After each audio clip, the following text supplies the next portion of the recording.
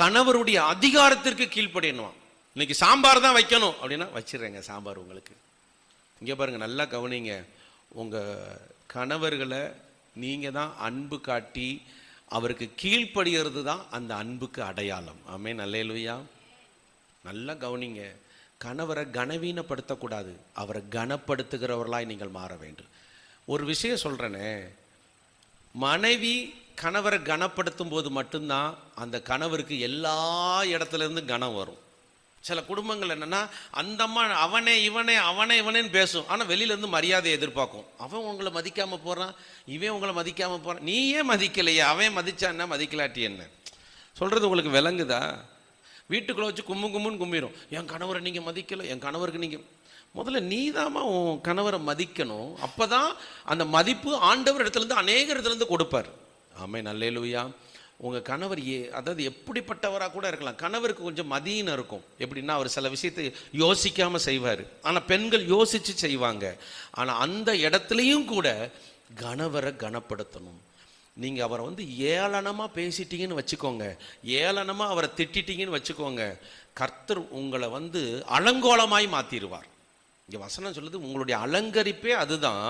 ஆனால் நீங்கள் அதை செய்யாமல் கணவரை அலட்சியமாக நீங்கள் நினச்சிட்டீங்கன்னு வச்சுக்கோங்க, அவர் எப்படிப்பட்டவராக இருந்தாலும் அவருக்கு மரியாதையும் கனத்தையும் நீங்கள் கொடுக்க பழகணும். ஆமென், அல்லேலூயா. கர்த்தருக்குள் நீங்கள் செய்ய வேண்டிய சரியான செயல் இது மட்டும்தான்.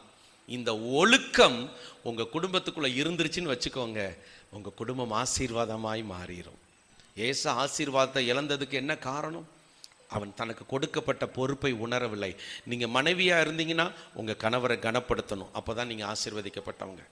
நீங்கள் கணவராக இருந்தால் உங்கள் மனைவி மேலே பலவீன பாண்டன்னு சொல்லி அன்பு செலுத்த வேண்டும், அப்போ தான் நீங்கள் ஆசீர்வதிக்கப்பட முடியும். பிள்ளைகளாக இருந்தால் எல்லா காரியத்திலையும் பெற்றோருக்கு கீழ்ப்படிய வேண்டும். அப்படிப்பட்டவர்கள் இன்றைக்கு இரட்டிப்பான நன்மைகளை நீங்கள் பெற்றுக்கொள்வீர்கள். தயவு செய்து உங்கள் குடும்பத்தை ரொம்ப ஜாலியாக நடத்திட்டு போங்க. வீட்டுக்கு நேரம் கொடுங்க. நிறைய பேர் வீட்டிலேயே தங்குறது இல்லை. ஏன் தெரியுமா? வீட்டுக்குள்ளே ஒரே கொய்யுன்னு திட்டிக்கிட்டே இருக்கிறது அந்த மனைவியானவள். அது இல்லை, அப்படி சொல்ல. கணவர் வீட்டுக்கு வந்தார்னா அவரை கூப்பிட்டு உட்கார வச்சு நல்லா ஜாலியாக பேசுங்க, நல்லா லவ் மூடில் பேசுங்க. காதல்ங்கிறது உங்களுக்குள்ளே இருக்கணும், கணவனுக்குள்ளேயும் மனைவிக்குள்ளேயும் இருக்கணும். அது இல்லாத பட்சத்தில் அந்த குடும்பம் அன்புக்குள்ளே வளரவே முடியாது. பிள்ளைகள் வந்துட்டாங்களேன்னு விட்டுறக்கூடாது, பேர பிள்ளைகள் வந்துட்டாங்கன்னு விட்டுறக்கூடாது. அந்த அன்பை நாம் அதிகப்படுத்தி கொண்டே இருக்க வேண்டும். ஏனென்றால் இதுதான் நம்முடைய குடும்பத்தை கட்டி காக்கும். ஆமென் சொல்லுங்க.